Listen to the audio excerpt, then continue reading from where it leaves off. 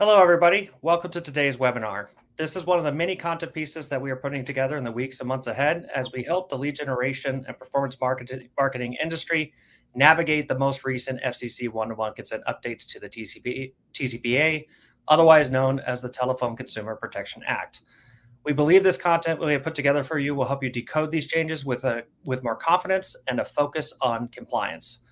So the topic for today's webinar is TCPA Success Formula, turning regulatory challenges into opportunities.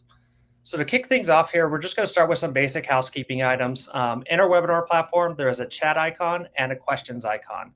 We do encourage you to ask questions, and we do have someone monitoring them throughout the presentation.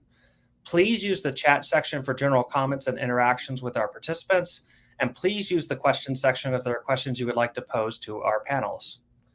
We will leave time at the end of the webinar to respond to questions, but we will also do our best to keep our eyes out for them and provide responses throughout. We do have a brief 2-minute survey that will pop up on your screen when we end this webinar. Please let us know how we did and other topics that you would like addressed in future episodes. We do read them. I know I personally read them, and we do use it for future content pieces. And lastly here, the recording of this webinar will be emailed out tomorrow morning for you all to share. So before we get into the general introductions here, we're just going to pull up a slide and talk about some key dates that you should be aware of. So the first one is, if you look here at the deck, you will see that there is the FCC's AI-generated voice and calling requires prior express written consent. This is something that needs to be in your disclosures. This is actually live today as of February 2nd, and it's something you should be aware of if you are using AI-generated voice technologies. The second one that you see listed here is related to the TSR. So this is the telemarketing sales rule. This went live October 15th of 2024. The third one that you see, we have the FCC one-to-one consent update. That's live January 27th, 2024. It's the purpose of this entire series. And then the last one that we have here, this one is a new one that we will cover in future content pieces, is the FCC TCPA Universal Consent Revocation Update. This new ruling requires businesses to stop all contacts across all channels and for all purposes within 10 business days of any opt-out requests, and a caller can send a one-time text confirming the scope of that opt-out. Now that we've covered those dates, let's move into the introductions. My name is Michael Peronto. I'm the Director of Financial Services here at Active Prospect. Just a brief background about myself. I've been in the CRM, contact center, and lead marketing space for over 13 years. I previously worked for CRM companies in the past, including Velocify and Shape Software. I've done large implementations of contact centers, including Five9 and NICE inContact. And some of my previous work experience includes companies like Cardinal Financial Company Limited Partnership and Fairway Independent Mortgage Corporation. Now let's move on to our panelists. So Joey Leiner, go ahead. Thanks, Mike. Hello, everyone. Just wanted to thank you, Mike, and it's an honor to be here with you and Jennine, but Active Prospect has done a great job being a thought leader and putting out some great content with this webinar series. You guys, thank you for taking the lead and initiative and trying to bring out some relevant topics around the FCC TCPA one-to-one consent.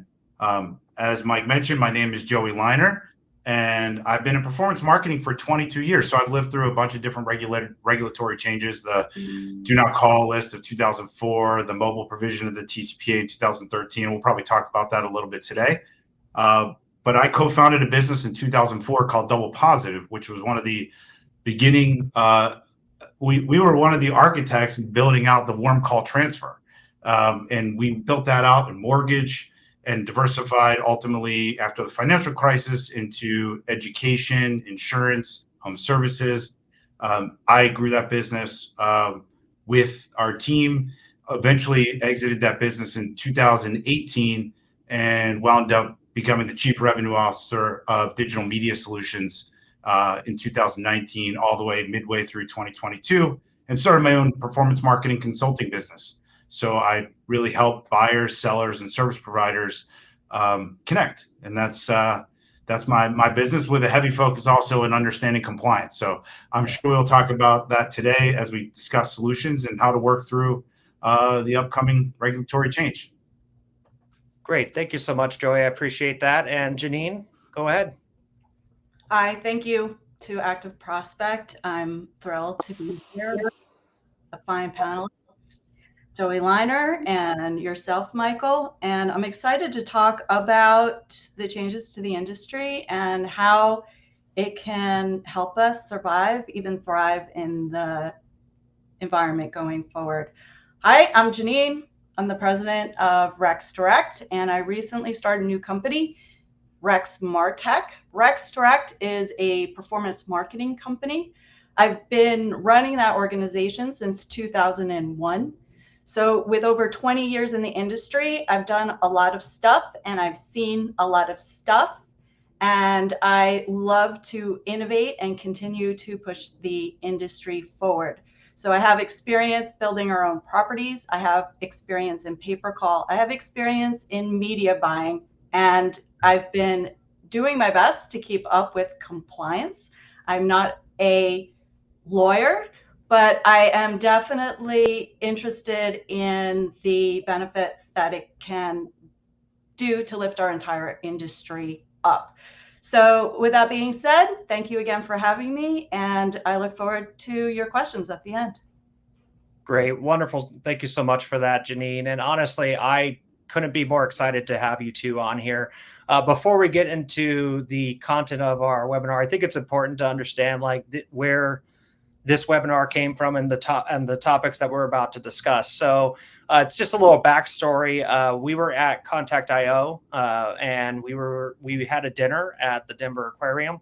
And after that dinner, Jennine, Joey, and the Chief Revenue Officer of Active Prospect, Margaret Wise, we needed an Uber ride. And Joey actually had already gotten an Uber ride. We went in there with him. He was in the front seat. We were in the passenger seat. We were talking about, certain topics related to the lead generation industry. And that's what actually spawned this panel that we have here. Couldn't be more excited about it. So, all right. So let's start some things off here. What I would like to do is first discuss the early reactions of the lead generation industry when the FCC's one-to-one consent rule was introduced. So, Joey, given your strong connections in the lead generation industry, could you tell our audience how your connections in the lead generation industry felt initially and how they're doing today? Well, I think initially there was basically, denial. You know how we have the 5 stages of grief, and denial being kind of the first one. I think there was just this massive wave of denial. In fact, this rule actually was supposed to go into effect in January of 2024. And I think a lot of folks know this, but Gayla Huber, who's an all-star, was responsible for getting this delayed 1 extra year. And we were, there was the problem with understanding, going through this denial is that nobody actually really did anything with substance. There was a lot of noise out there. Some prominent TCPA attorneys, hello, Eric Troutman, and some other folks did try to raise the red flag saying that this was going to happen and that, the performance marketing and the lead generation space were going to take a massive hit. Yeah. There was basically the ask for public comment, on these proposed rulemaking change. And unfortunately, the performance marketing community did not in masses come out with a public comment or, and also to the point where no brands, like I was hoping I had gone out there on my messaging platforms to try to encourage brands that have built out their whole performance marketing or built out their whole customer acquisition strategies mainly off lead generation and performance marketing. Yeah. And you would have thought that they would have done a lot more public awareness and, objection to kind of this would how impact their business and customer acquisition. So initially it was denial. And I think once we saw that they were actually moving forward and we were going through this 1-year honeymoon period, we've now worked through the 5 stages of grief, and there was a bunch of anger for sure. There's definitely some bargaining trying to go on. How can we now? It was too late, and how can we try to work through, a compromise? And I think that there has been, some positive movements there, but some of it has been a little too late. Especially like for small businesses. If you look at the one commissioner that abstained and really or voted against implementing this was really upset that there was not enough analysis done around the small businesses that were going to be impacted by this. And I'm sure we'll talk through that today. But, a lot of depression, but acceptance, I think, is where we're at now. Is like the reality is we're staring this down coming up in January. And, there are some brands and lead generators that have proactively tried to have things in place by October. I think the race to try to get is much done through before the holiday season, because typically in lead generation performance marketing, holiday slowdowns from Thanksgiving to New Year's. It's also the busiest season of the year, for us. Is a lot of us work in Medicare, open enrollment, in different, really where if you're going into the fall, there's a lot of business activity, a lot of consumers are, and we just went through an election. So there's a lot going on, and, we're at a race against time, but I think there is every day I'm hearing a little bit more progress on some, and I know we'll talk through that today, but just how businesses are working through this to accept the change and basically start making sure that they're as ready as possible come January 27th. Yeah. And, Joey, I think it's so interesting because, like you mentioned, most of the industry was in denial. I think some of them were even struggling to figure out what they were going to do, because in some instances, some of their entire business infrastructure was built around this. Great. So, Jennine, I'd like to get a little bit of your thoughts about this as well. You've run a performance marketing agency yourself. You generate inbound call campaigns for your clients and high quality leads. So when you first heard about the FCC's one-to-one consent rule, what were some of the challenges you have faced when testing out some new products and features? Yeah. So first of all, because I've been in the industry for so long, and for those of you who have been in the industry a similar length of time, there's always been challenges that have faced the industry, and without question, we've survived, even thrived. As an industry, we've certainly grown over the last 20 years. And I think that there's a lot of really exciting things that we can do as an industry to improve it and use this legislation as a stepping stone for new tools, new business practices, and ways that we can be mutually beneficial, not only to the consumer, but to our end buyers, as well as those in the middle that transact those lead generation campaigns. In terms of the reaction, I think that some companies are like, I'm not going to deal. So I think that some are maybe in that denial phase still and are shifting their resources and their strategies to other types of performance marketing initiatives that are outside of the compliance realm. And others are trying to hit it head on. And some are doing a blend of the both of those things, because no one really knows for sure what the impact is going to be, both from a business perspective and from a technology perspective. And actually, I should throw in, and from a legal perspective.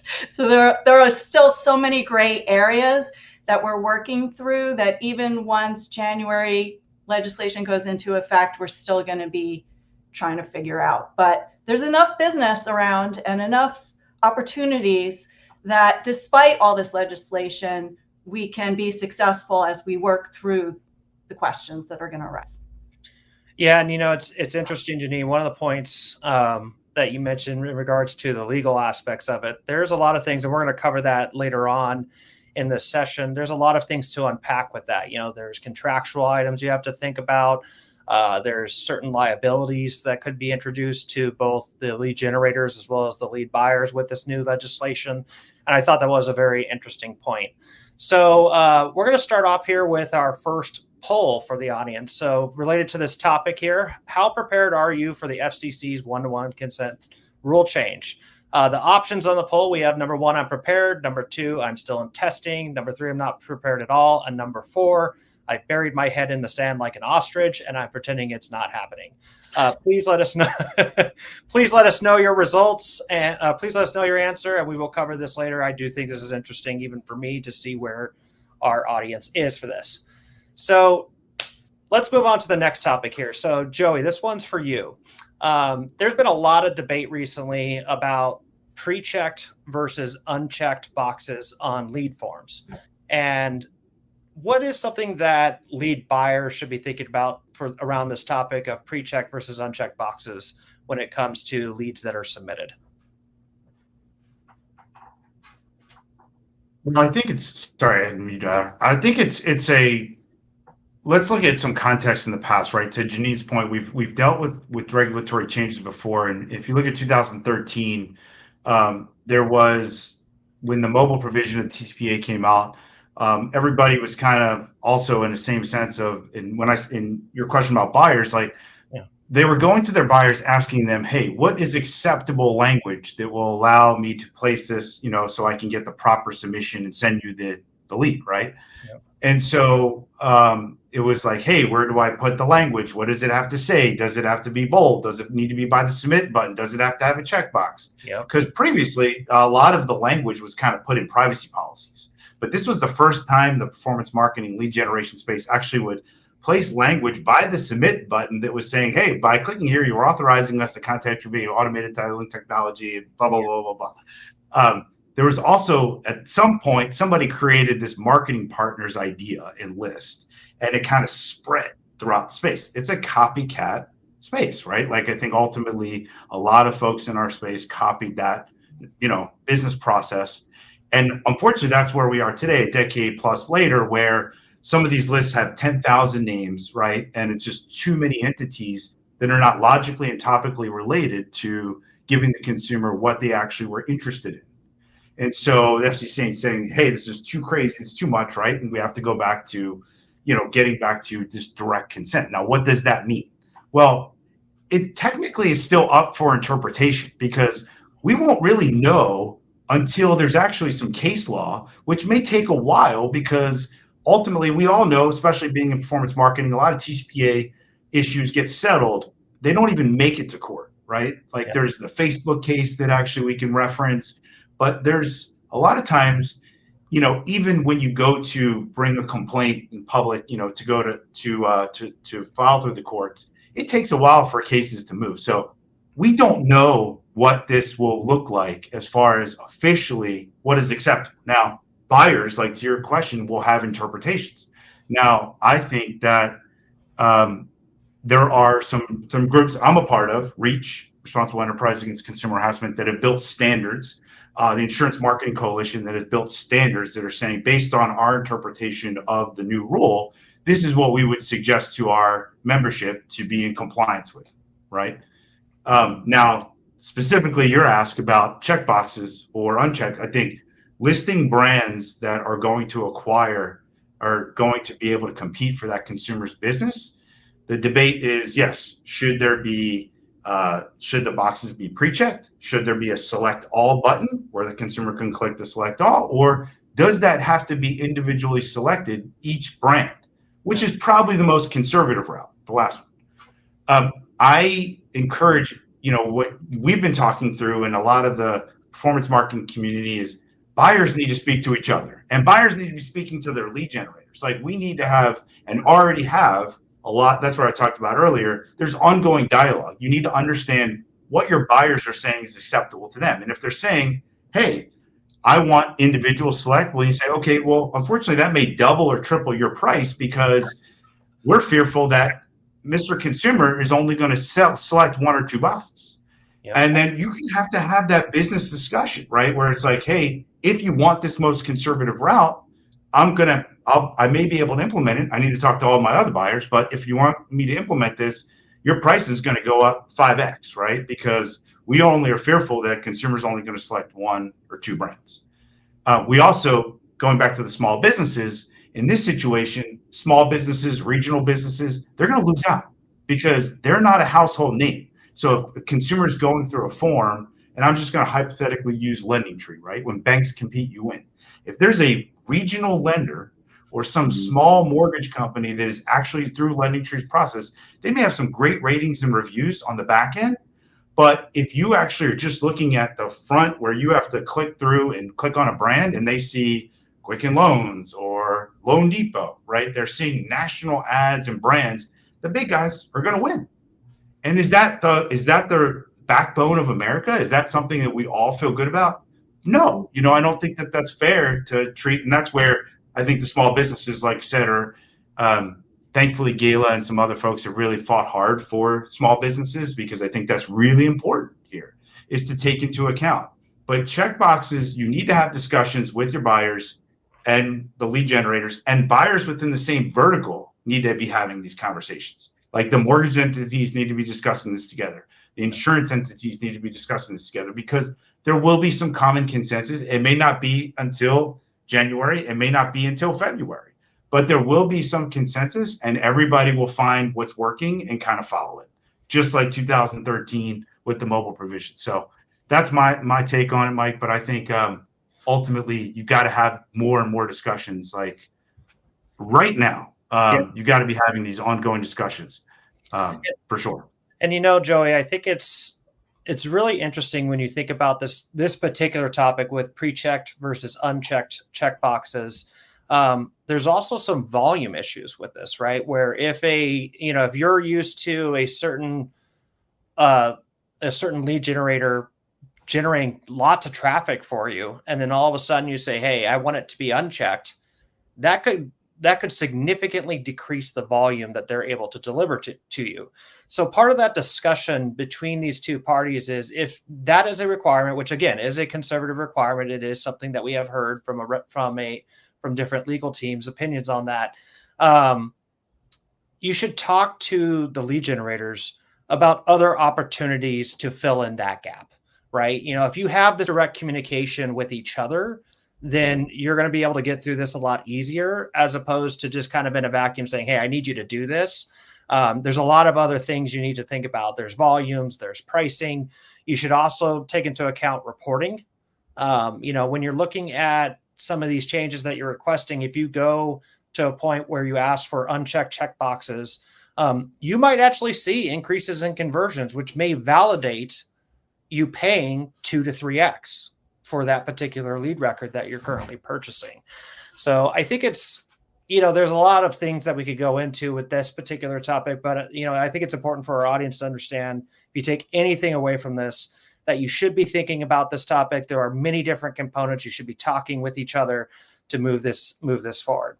Let me just add here that from more of a practical and from a lead generator perspective, the being in the industry and having co-registration experience, it was early on, it was said years ago that you don't pre-check stuff.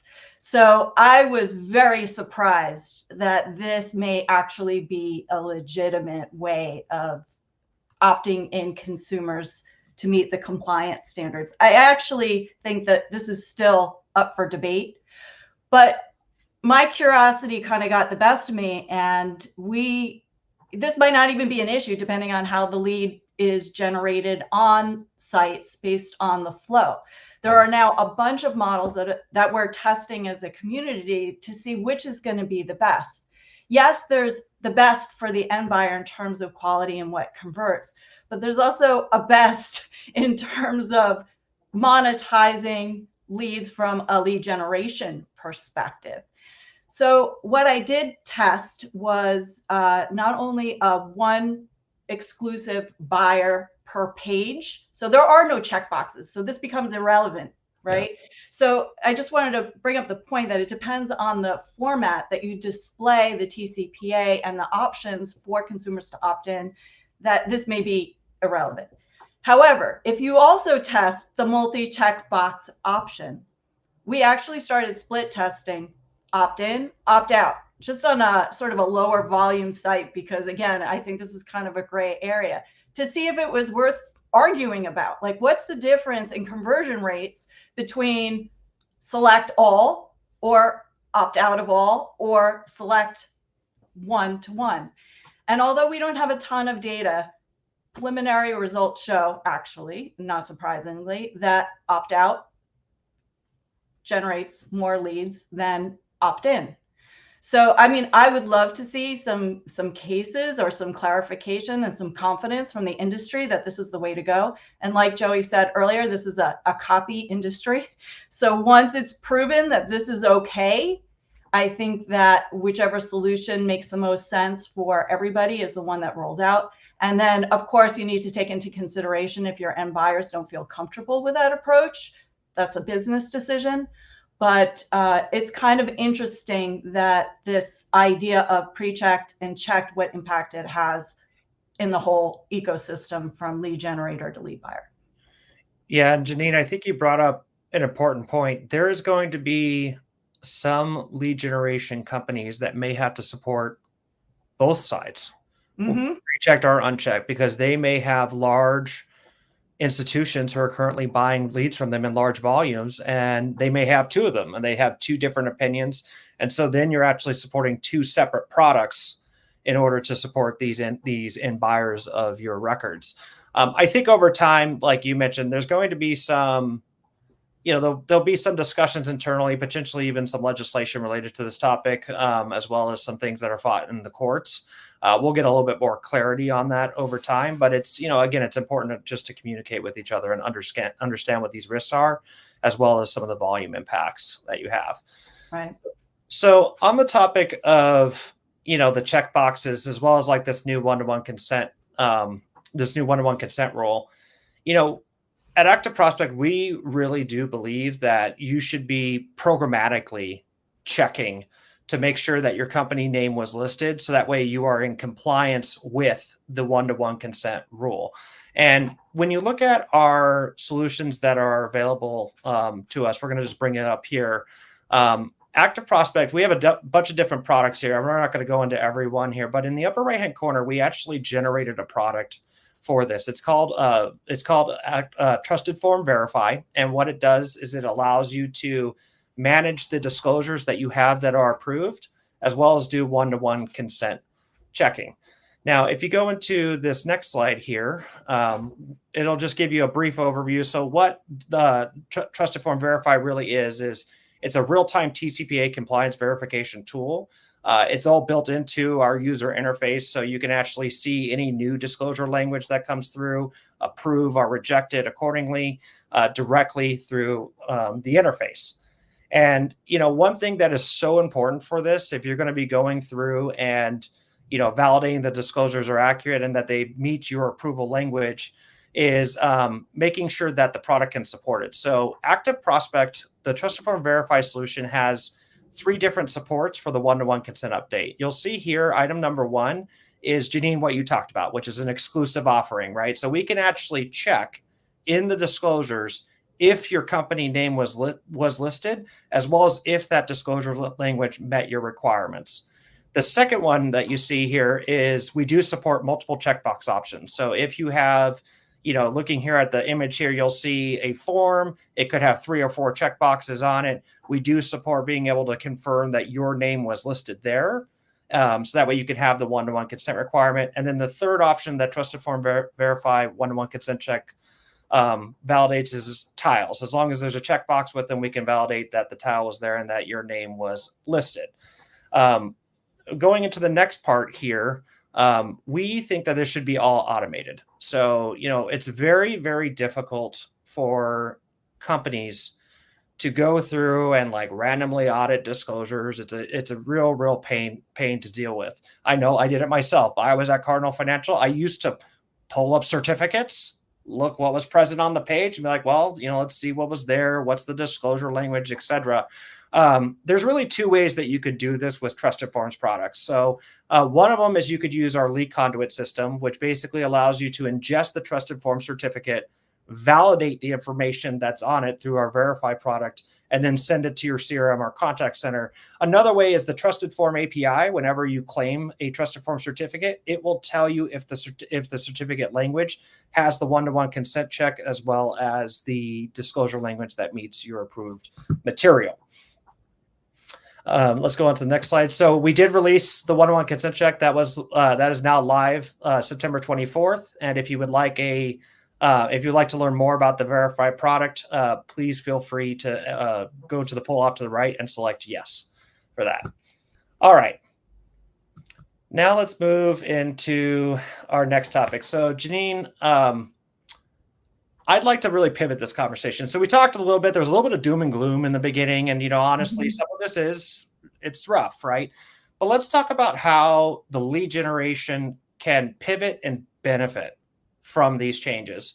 So I've noticed recently you've been very active on this topic. You've been posting online about some of your findings and some of the other products and alternative solutions. Can you please talk about where you are with that and provide some examples for our audience that you found to be successful? Yeah, we've been really busy.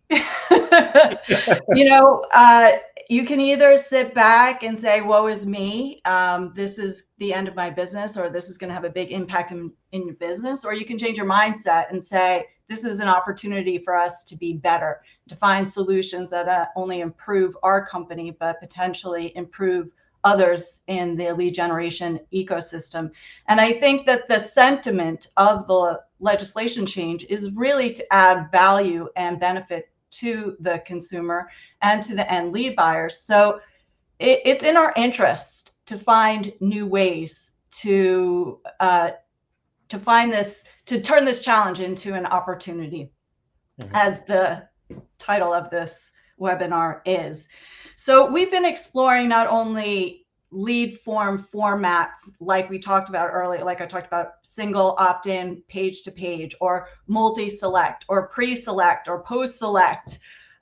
We've also been playing around with audience targeting, looking at ways of doing what we call internally, at least, co-registration 3.0, because inherently lead generation in that way is one-to-one. And it has been for a long time, depending on who you've worked with. Even if you haven't worked with a company that did exclusive co-registration leads, it's a fairly easy fix or change that you can make technically to make it work, compared to the longer form leads in the post situation, which require a lot more integration in order to work with partners. So we've been really focused on using audience targeting to create sort of that mid-form lead that is, as Joey mentioned earlier, with the volume anticipated to go down, you need to find, some lead buyers may need to find some kind of other channel to offset the volume discounts. And we believe that getting a really good quality co-registration lead somewhere, depending on a bunch of factors, but that is highly validated and shown only to your target audience, may be a more affordable option that has higher volume. Again, it depends on a lot of other factors like the industry that you're in and the audience targeting that's available. So we've been exploring that and ensuring that we're able to provide a new product that customers will be able to afford to supplement what they may be losing as a result of the changes in the industry, certainly in the beginning when things are being sorted out. Another area that we're really focused on is calls. There's a lot of changes as a result of TCPA with the outbound compliance, but I'm seeing a lot of companies in the industry, including ourselves, shift more to an inbound strategy, which is, again, sort of, for now, outside the compliance arena. And there's a lot you can do with inbound calls. It's one of the things I love about paper call is that it's not just an online medium. It's cross-channel, it's multi-channel, it's online, it's offline, it's TV, it's radio, it's posters, it's banners. So I think that there's just a lot of room for increased growth. I think there's been a tremendous amount of growth in calls, and I have seen a lot of my colleagues in the industry strategically focusing to an inbound call program, and in some cases eliminating their lead programs entirely because of the technical and business challenges associated with implementing a scalable program. Another thing that we've started to look at is another skirt around the issue compliance is traditional affiliate marketing and using a click model, a link out model, as opposed to generating leads on forms that we own and host, shifting the responsibility effectively to our lead buyers to have quality landing pages, quality forms, etc. And we're compensated on a click or maybe on a rev share on their form. It requires some additional integration, but I think we're sophisticated enough as an industry to make that work. Of course, there are challenges associated with that model. There are upfront costs to drive that traffic, and it doesn't necessarily translate profitably into what happens on the back end. And we're trying to bring those pieces together to find a solution. But I really I'm excited about returning to our media buying roots to drive traffic to third-party offers, as well as creating some, we're exploring some comparison type sites that really target audiences for a particular product or service and filter those preferences, consumer preferences, to get them nailed down to exactly who is the best to service them. And then the quality of the lead should speak for itself, either on a CPL or a CPA or a CPC basis. And then because we're trying to shift some of that responsibility to the brands or the buyers of these leads, I think that there's a tremendous opportunity to up our game in terms of quality, verification, fraud detection. And actually, while I was at Contact.io, I spoke to a number of colleagues in the industry that are struggling with this, despite the fact that there are a tremendous amount of tools in the industry. And at Rex Direct, we actually have been using for 18 months a proprietary software that we built out to help with lead validation and fraud detection in a really, really cool way. And so one of my outcomes from the conference was actually to start this technology company, because I realized that what we had and the performance that improvement that we've been able to achieve is something that everyone can benefit from. If the costs of the leads are going up, I don't want the economy of supply and demand to solely drive that increased cost. If you're going to pay more for a lead, it should be a better lead. So how do you get a better lead? Well, of course, I'm a little biased, but we're in the process of rolling out Rex Validate, which is our validation and technology fraud detection application.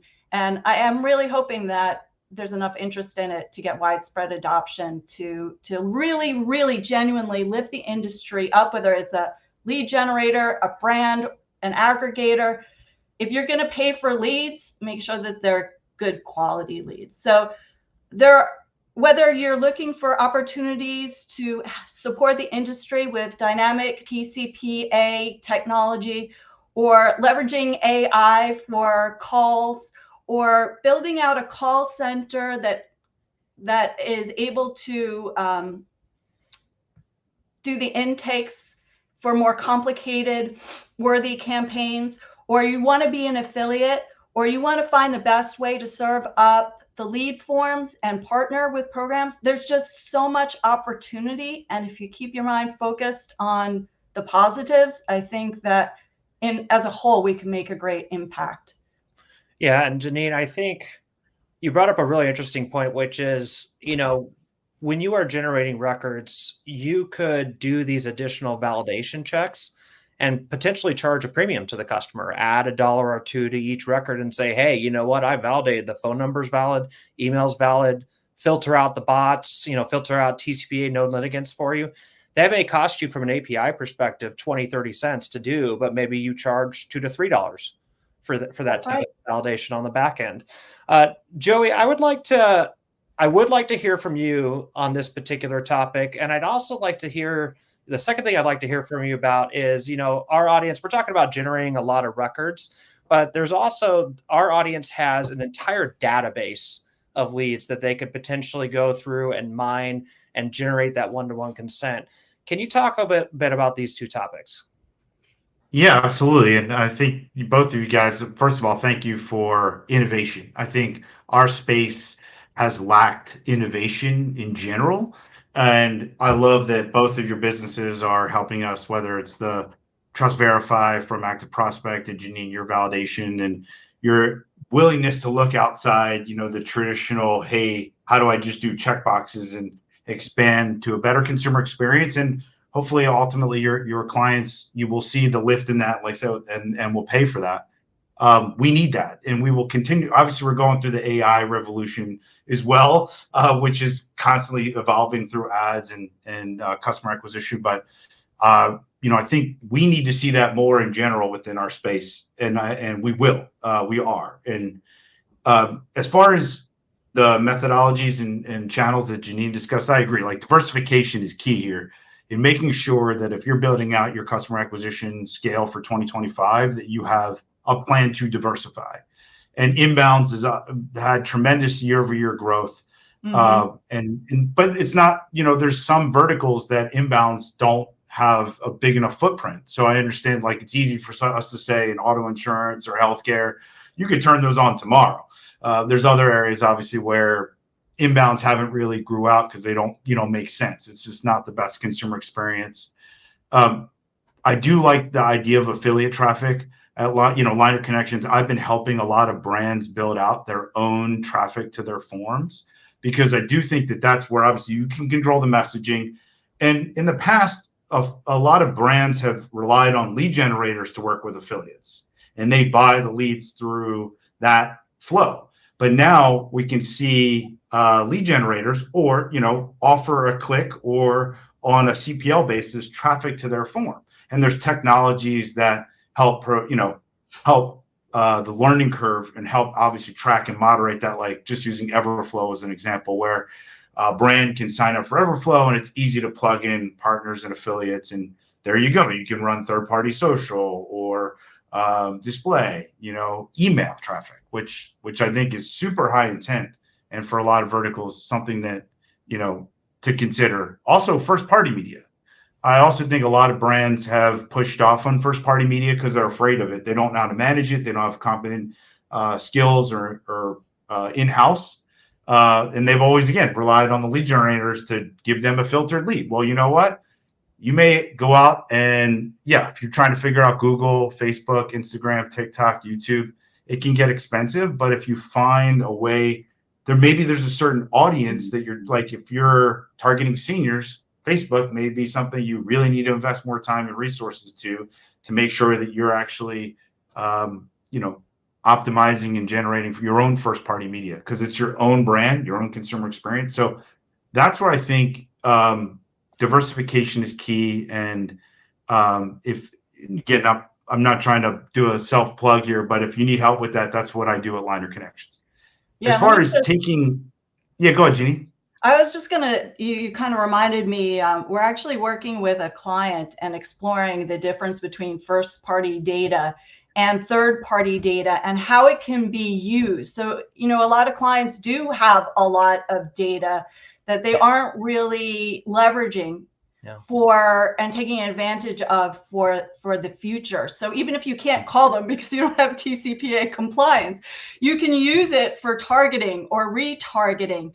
And there are a lot of companies out there now that if you, depending on your data set, again, a lot of other variables, you can find like audiences for your ideal customer and just target those people, and your conversion rates, your media spend, your lead value, it's all going to go up. So I think that there's an opportunity to almost like recycle your assets. If you really look at it as a brand and as a company, what really works, and how can you use that information, especially first party data, to improve your lead generation process in 2025? Absolutely. And I think you called out, like, I think Mike was asked us both, like, for tactical ways, and audience retargeting is excellent. Like, building out your own custom audiences and some of these first party platforms is a great way for you to keep your brand in front of, especially if you're dealing with a long sales cycle, or in some instances like mortgage, right? We're seeing hopeful some rate drops, going into 2025. Consumers that refi, have done it before. They're likely to be able to do it again. They understand it's not that big of a process. They can come to your house now and sign documents. It's like, so I think staying in front of the consumer without having to worry about TCPA, right? It's like, we do want to make sure that if you are calling these folks or texting them, you do have this one-to-one consent effective from the date moving, and so you can't go back to your database. So that's why some folks are trying to put this in place now, so they can have if it's a 30, 60 day, 90-day sales cycle, they can keep that going. But just in case you don't, and you don't have it in effect tomorrow, and you wait till January 27th, you can still take the data and build custom audiences. You can email it. email is not TCPA. Yeah. So one thing that I've talked about with Mike about is you can email them an offer, and then it's a one-to-one, right? You're inboxing them to their Yahoo, their AOL, whatever, Gmail, and you're asking them to fill out a new opt-in form with your preloaded consent language so you can call them. You're trying to, if you're not doing email marketing already with your database, something you should put at the front. As you build up your audiences, you definitely want to do that. And in some instances, direct mail can be right as well, because if you're in a big bounty like Medicare, there's obviously compliant ways you can do that with like CMS, but there's some audiences that respond really well to direct mail. Debt settlement, loans, those are also very receptive to direct mail. So you got to be creative in thinking. It's like, hey, I bought all these leads over the years, and I've always just relied on continuously calling them until the consumer revoked the consent. But now I think you got to look at other channels to communicate. And I think both Jennine and I have offered some good suggestions out there. Right. Even if you don't have all the data, there are many data appending companies available out there that can do that for you. And then you can leverage some of the offline channels that Joey was referring to. So just another idea for how to leverage data that you might have, but you might not be able to call on anymore. Yep. And absolutely. I think the key point too is that if you've got this existing data, you have these customers that may or may not have provided that one-to-one consent. If you could identify those customers and retarget some advertising to them, whether it's through social media channels or email marketing, whatever it may be, you can recapture that one-to-one consent that you're going to come January 27th. So that way you can continue to call on them as well. But it's good to be creative and think of these alternative solutions. If it seems overwhelming to you, that's why there's agencies that can help you as well with this. So I'd like to move on to the next topic here. So Jennine, there's a lot of lead generation companies right now that use co-reg leads or leads that they've generated themselves. They call on them and then they transfer them. So what are some changes that you have seen in the space to help adjust to the new one-to-one consent requirements? Yeah, this is kind of tricky. I mean, there are some businesses in our industry that are really dependent on co-registration leads and then outbounding them and then transferring them to the end buyer. And based on my understanding, that probably needs to be revisited. And some of the solutions that I'm seeing in the industry, I think that the one that's clearly compliant is that in the co-registration lead, for example, you mention the end buyer, and then it goes obviously directly to the brand's call center, and the call center is calling on the brand. That's like straightforward, easy stuff. Yeah. But what if you're a lead generator in the middle and you have to ask qualifying questions before you transfer, which often happens in home services and legal service industries? You want to make sure, and a whole bunch of others, you want to make sure that the person is qualified before you transfer the call in a lot of arrangements. So in that case, I'm hearing you may be able to put in your brand as a service provider. So you'll have to market your brand or your DBA as a matching company or a qualification company. And then once you've qualified that caller, you can transfer them to the end buyer. But the end buyer doesn't have prior written consent to call them back. So there are starting to show up some solutions, some technology solutions in the marketplace that will allow the consumer to be contacted either prior to or after the transfer, where they're sent to effectively a page that says, are you okay with these marketing practices of this brand? And I believe it has trusted form on it. And you, that brand then has the ability to continue promotion past the transfer process. I think it's another example of innovation in our industry, and it could very well be an acceptable solution for a lot of scenarios. That being said, from the other perspective, it's kind of expensive. So you can look at this in two ways. You can shift the cost over to the brand. The brand gets the phone call, they further qualify it. And if it's a good possibility, a good buyer, then enact this costly solution. It's not that costly, but Sure. enable the additional cost. Or maybe I'll throw this idea out. The middleman charges extra if you want prior written consent. Or maybe there's a company that comes out that just does this. It's a company that does this prior written consent stuff. And then I'm sure that there's other middle ground in between, but there's definitely a need still. Although I'm a big fan of AI technology and have used it for qualification processes on inbound calls, it can really get you in trouble if you don't have the right permissions on outbound calls. That being said, there's still a need for humans. I really do. I believe that there are certain campaigns that need humans. So whether you're doing it internally or you're getting a service, I think it's certainly possible. I'm just not sure exactly where the black and white lines are, but there's definitely lots of gray opportunity in the call space.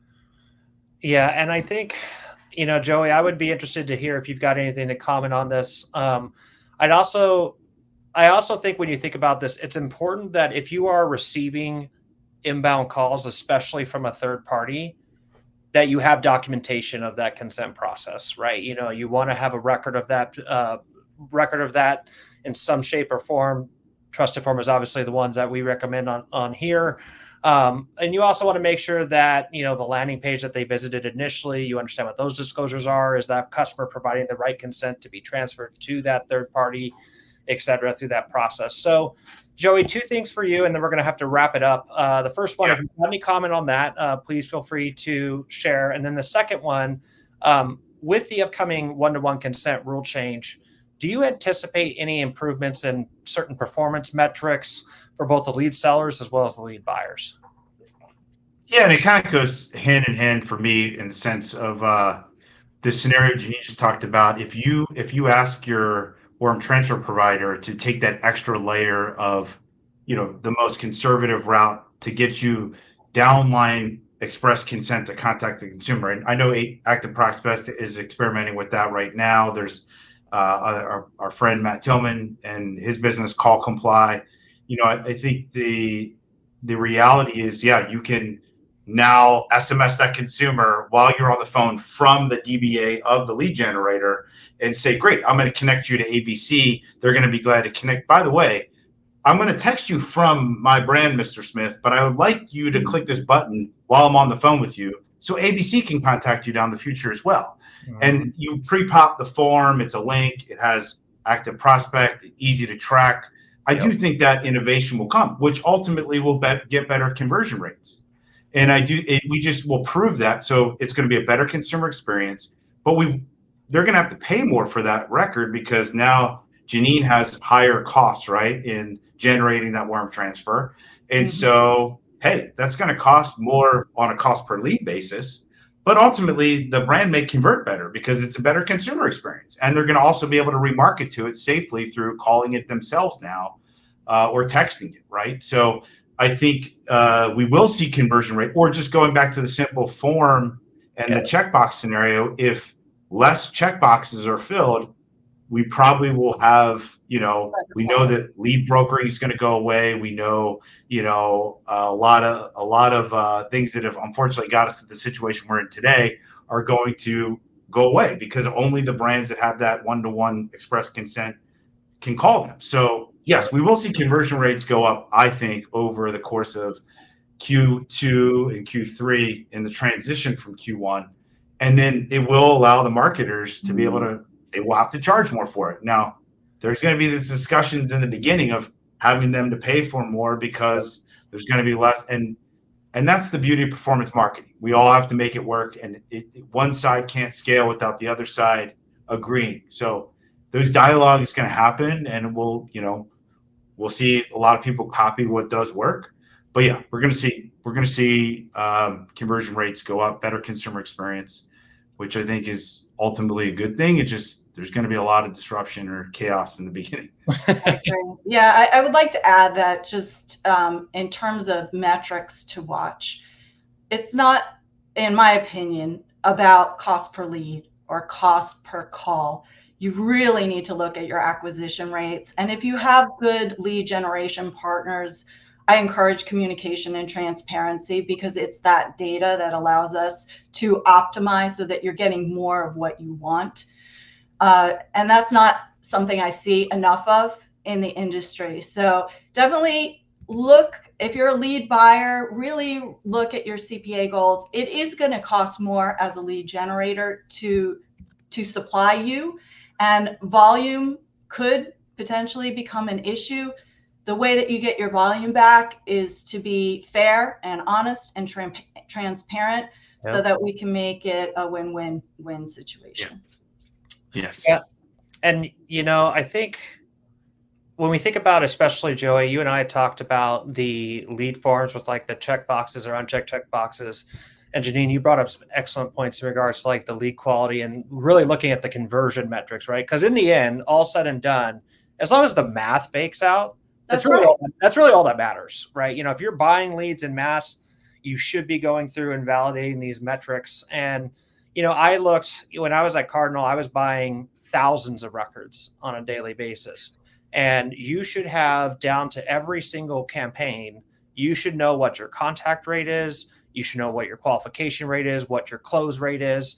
And then from there, be able to bake into what is your cost per acquisition for each one of these individual campaigns. And with this regulatory change coming in place on January 27th, when you're communicating with your partners, you're going to want to know when they start making these changes to these new forms, so you can start validating, hey, what's my performance looking like? What is my volume of leads that I'm getting? What's the actual conversion that I'm having on these records? Because I would feel fine with paying more for a record, especially a record that has additional enhancements that have been done to it, screening out bots, any sort of fraudulent leads, validating phone information, you name it. There's a litany of things that you can do to records or appending data to it. But in the end result, all I care about is that my number's back, that it backs. Right.